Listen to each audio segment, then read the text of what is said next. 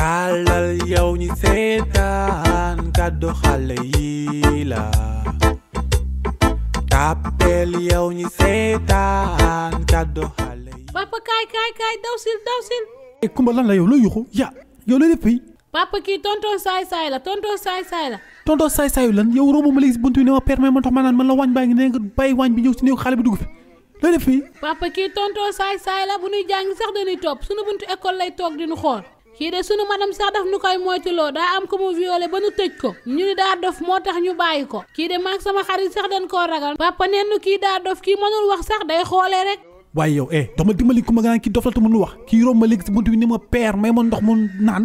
ma ne ko demal waañ baa ngi nële mu romb waañ bi romb sama néeg romb salle bi ñëw ba sa néeg dugg fi kii yàgg na la seetlu yàgg na laa topp waxoon naa la ba sonn boo gisee mag bu lay xool bët yoo xam ne waru la koo xool baa ma lay wax joo xam ne waru la kaa wax baa ma lay tàpp di raaj def ngeen xamul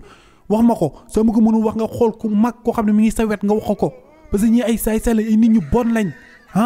yow nag nga ni mënoo wax da nga waxal. su ma compté ba 3 te waxoo sa bopp si miir bu la jëm 1 2 père mën naa wax waaye dof la loo si mën dof la. kon yow tonton saay-saay mën nga wax kii de ñëpp a dem moom mënul wax waaye dof nga waaye yow kan ngay fontoo. père yóbbu ma police boo jàppee nit ko xam ne li muy def war ko def na ko yóbbu police boo ma dóoree bal ma dee yow yaay dem police kon man yóbbu ma police. non boo yow dama la yóbbu police parce que police këyitu dof nga fa am waaye xamoo ne man këyitu assassin la fa am këyitu reykatu nit la am police man yow xamoo ma yow ku ma nag yow laay waxal yaa say xarit genre yi boo leen gisee na leen di teel a dénoncé na leen di teel a boole waaw moo xam ki nga dëkkal la moo xam sa dëkkandoo la moo xam sa nijaay la moo xam sa tonto la ba sa baay sax su lay teg loxo wala mu lay ray wala mu lay def loo xam ne warul la koo def na koy teel a dénoncé teel a koo boole teel ko wax waaw parce que kii pexam bu juboon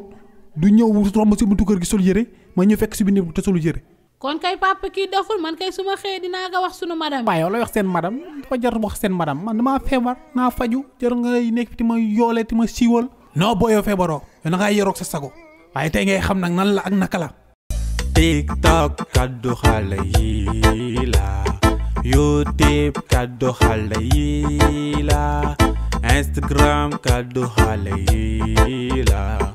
page TikTok kaddu xale yi la YouTube kaddu xale yi la Instagram kaddu xale yi la page Facebook kaddu xale